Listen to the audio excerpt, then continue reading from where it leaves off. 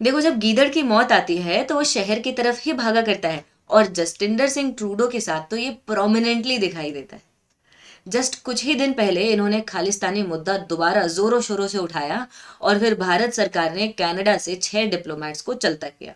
फिर कनाडा ने भी रिटर्न में भारत के 6 डिप्लोमेट्स के लिए कहा कि हम इनको एक्सपेल करते हैं।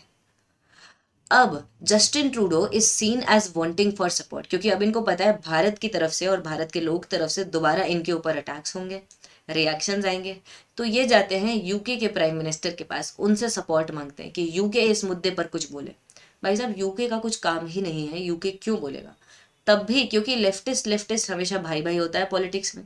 तो इनका foreign Commonwealth and development office का स्पोक्स पर्सन एक स्टेटमेंट जारी करके ये कहता है कि कनाडा के जस्टिस और लीगल सिस्टम पर हमें कंप्लीट ट्रस्ट रखना चाहिए, भारत को अब कोऑपरेट करना चाहिए, कनाडा की सॉवरेनिटी, रूल ऑफ लॉ को रिस्पेक्ट करनी चाहिए, and all of these things, जो बिल्कुल ही प्रिडिक्टेबल है। हमें पता है कि ये वोट बैंक की पॉलिटिक्स हो रही है, जैसा कि हमारे एस जयशंकर सर बहुत बार बोल चुके हैं।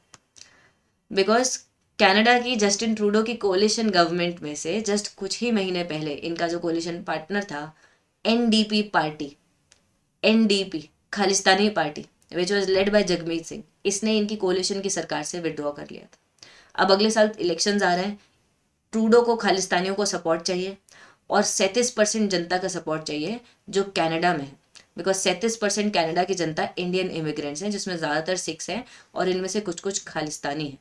तो ये वहाँ पर pro Sikh and primarily pro Khalistani activities किया करते हैं। दैट्स वाई आपको समझ में आ रहा होगा, why don't we rely on west ever, why don't we completely trust the west. चाहे कितना भी क्राइसिस आए, हमें पता है चाइना से टैकल करने के लिए हमें यूएस का सपोर्ट चाहिए, तब भी हम यूएस पर कम्प्लीटली ट्रस्ट नहीं करते। हमें पता है यूक्रेन वॉर की वजह से रशिया के ऊपर सैंक्शंस हैं और रशिया और चाइना क्लोज आते जा रहे हैं, तब भी हम रशिया से अपने ऑयल और डिफेंस के ट्रेड को ज़्यादा नहीं हिलाते। बिकॉज वी नो, जब भी कोई मेजर क्राइसिस आता है, रशिया हमारे साथ स्टैंड करता है इन 90% of the instances in history also. इस बार भी कुछ ऐसा ही हुआ है। यूके ने साफ साफ प्रो कैनेडियन स्टैंड ले लिया, लेकिन रशियन मीडिया ने जस्टिन ट्रूडो का ही मजाक उड़ाया। इनका एक डांस का ये लोग क्लिप बाहर लाते हैं और कहते हैं कि Justin Trudeau is just dancing to the tune of the vote bank politics. Vote के चलते ये अपने रिलेशनशिप को इतना खराब कर रहे हैं। He has got the moves actually, but he has got no evidence of any such event है, क्योंकि इनके पास एविडेंस है ही नहीं कि निज्जर की किलिंग भारत ने करवाई हो या भारत ने की हो। इनफैक्ट ये लोग इतनी बार लॉरेंस बिश्नोई का नाम ले रहे हैं, एक्चुअल में भारत खुद ये बोल चुका है कि लॉरेंस बिश्नोई खुद एक समय पर प्रो खालिस्तानी एक्टिविटीज में भी इन्वॉल्व था। तो उसको आप कहाँ से बोल रहे हो कि ये बंदा जाकर खालिस्तानियों को मारेगा? बिकॉज ये एक बहुत ही कॉम्प्लेक्स नेक्सस है जिसको हमें समझना पड़ेगा, which is the Canadian government is not able to handle है। इसी के साथ साथ आपके लिए एक इंपॉर्टेंट अनाउंसमेंट, एक वेबिनार कंडक्ट हो रहा है on 50 most important topics for CSE mains 2025। यहाँ पर आपको मैं 50 मोस्ट इंपॉर्टेंट टॉपिक्स दे दूंगी। ऑल दो टॉपिक्स बताऊंगी, बेसिक्स बताऊंगी, लेकिन पढ़ना आपको भी पड़ेगा इसमें। बट ये है कि चलो एक स्मार्ट स्टडी हो जाएगी, बिकॉज वो परेटो प्रिंसिपल है ना, 20% of the hard work gets you 80% of the result. तो ये 20% हार्ड वर्क सबसे पहले अपना पक्का कर लो, बाकी तैयारी होती रहेगी। इसी के साथ साथ आप करोल बाग सेंटर पर विजिट कर सकते हो दिल्ली के for English medium students, and Mukherjee Nagar centre पर विजिट कर सकते हो for Hindi medium students. And not just this, आप प्रयागराज में विजिट कर सकते हो दिल्ली के बाहर for English as well as Hindi medium students. यहाँ पर आपको पूरी एक आइडिया मिल जाएगा, सेंटर पर काउंसलिंग मिल जाएगी। और जो लोग सेंटर विजिट नहीं कर सकते, वो वीडियो के नीचे डिस्क्रिप्शन में लिंक है, उस पर इंक्वायर कर सकते हो। बिकॉज यहाँ पर हम आपके लिए जो भी हेल्प कर सकते हैं वो सब अवेल करवाते हैं। फाउंडेशन के अलावा एक कॉम्प्रिहेंसिव कोर्स है फाउंडेशन के साथ ही, CSAT, test series, current affairs, mentorship, जिसमें आपको सारी चीज़ें, गाइडेंस वगैरह सब कुछ मिल जाएगा। और साथ साथ अनअकैडमी ऐप को भी इंस्टॉल कर सकते हो by clicking the link in the description पे। इनफैक्ट ये तक कहा जा रहा है कि कनाडा इतना बेवकूफ़ है, अब भारत के ऊपर सैंक्शंस लगाने की बात कर रहे हैं। कौन? इनका फॉरेन मिनिस्टर, कि पॉसिबल सैंक्शंस लगाएंगे over killing of Hardeep Singh Nijjar. ये टेंशंस क्योंकि एस्केलेट कर गई हैं। अब पहले आप इनको ये बताओ, इनकी खुद की इकोनॉमी मैंने आपको समझाया कैसे डिक्लाइन कर गई है, उसका एक अलग ही वीडियो बनाया, राइट। इनकी हालत पहले ही टाइट है। बड़ी मुश्किल से 2020, 21, 22 में इनका ट्रेड हमारे साथ इम्प्रूव हुआ इन टर्म्स ऑफ नंबर्स, आप ये देख ही रहे हो। और फिर 23 में इन्होंने एक डिक्लाइन देखा। Because of the same issue. लेकिन तब भी इनका फॉरेन मिनिस्टर ये बोल रहा है कि अब हम भारत के ऊपर सैंक्शंस लगाएंगे ताकि इनका खुद का ट्रेड हमारे साथ और ज़्यादा डिक्लाइन कर जाए।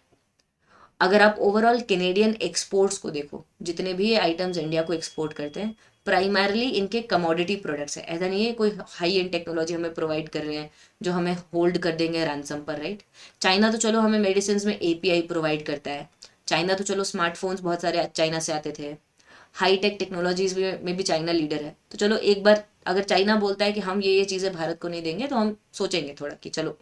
Canada literally vegetable products, metals, metals हमको दूसरी जगहों से भी मिल सकते हैं, केमिकल प्रोडक्ट्स मिल जाएंगे, प्रीशियस मेटल्स गोल्ड वगैरह हम वैसे भी स्विट्जरलैंड दुबई से भी बहुत सारा मंगा लेते हैं। डायमंड्स हमको मंगाना होगा, ऑस्ट्रेलिया से हम ECTA early cooperation trade agreement already कर चुके हैं।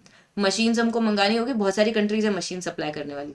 Paper goods, seriously mineral products, इनके लिए आपको लगता है कि आप हमारे ऊपर सैंक्शन लगाओगे और उससे कुछ इम्पैक्ट पड़ेगा? ना जी, ना पड़ेगा।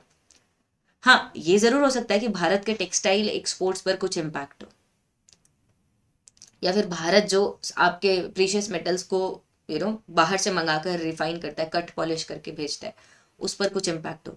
हम जो पेट्रोलियम प्रोडक्ट्स को भेजते हैं बाहर, पेट्रोलियम को बाहर से मंगाते हैं, क्रूड ऑयल को, उसको रिफाइन करते हैं और फिर उससे केमिकल प्रोडक्ट्स भेजते हैं, उस पर इम्पैक्ट पड़ सकता है। इनका हमारे ऊपर इतना हमारी इनके ऊपर इतनी डिपेंडेंस नहीं है। By the way this is little bit about me, ये आप जान सकते हो। ये क्यूआर कोड है, इसको स्कैन कर सकते हो for connecting to Telegram group है फॉर यूपीएससी गाइडेंस। ये आप जो टेक्स्ट है ना इस पर लिख लो आप, so that you will be connected to Telegram group. तो आप देखो ये अपने पैर पर खुद ही कुल्हाड़ी मार रहे हैं और अपने ही बढ़ते हुए ट्रेड को ये लोग इम्पैक्ट करने की कोशिश कर रहे हैं। क्या कहें, आप ही बताओ। लेकिन ओवरऑल हमने समझ ही लिया इससे कुछ खास हासिल तो नहीं होने वाले। हाँ, ये ज़रूर है कि भारत को जो भी कंट्रीज़ यहाँ पर कनाडा के सपोर्ट में कह रही हैं उनके लिए भारत को स्टेटमेंट्स जारी करने पड़ेंगे कि आप इंडिया और कनाडा के मैटर्स पर ना ही बोलो तो ही कहीं ज़्यादा बेटर है। अदरवाइज हमारे इमिग्रेंट्स और भी बहुत जगहों पर हैं और हमारा डायस्पोरा आपके ऊपर भी काफ़ी हद तक प्रेशर क्रिएट कर सकता है। बाकी आपको क्या लगता है बताइएगा ज़रूर, लाइक शेयर कमेंट। कैसे इस मुद्दे को रिजॉल्व करें, शांति कैसे लाएं, ये भी एक बार बताइएगा। स्ट्रॉन्ग स्टैंड तो हमने ले लिया, लेकिन अब कनाडा को रिकनसाइल कैसे करें इस पर भी थोड़ा सा सोचिएगा। Like share comment people, thank you so much.